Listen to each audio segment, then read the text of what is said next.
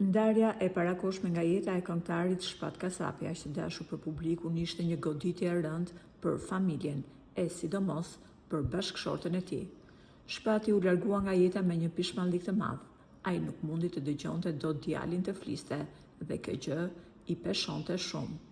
Por vetëm disa muaj pas largimit të tij nga jeta dhe pas trajtimeve nga lokoped specialist mjaft të mirë, i biri foli dhe fjala e parë që tha ishte babi.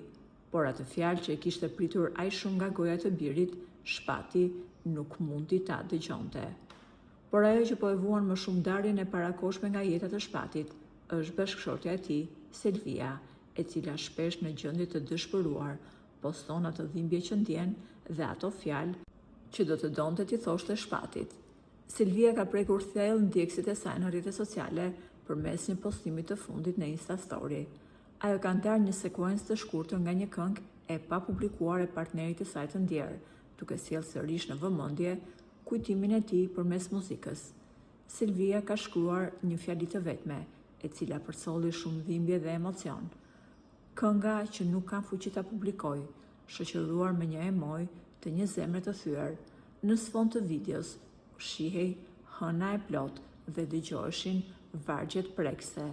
Sa herë që vjen nata, a të vinë në mendje, a jetu e pa këtë hënë? Ka qenë fjalët që Shpati i ka thënë Selvies, e tashmë që Selvia shikon hënën çdo natë, i kujtohet bashkëshorti i saj dhe fjalët e tij. Ndoshta tashmë Shpati ndodhet shumë pranë hënës dhe yjeve në qej, por shumë larg familjes së tij, e cila janë ndjen mungesën pafund.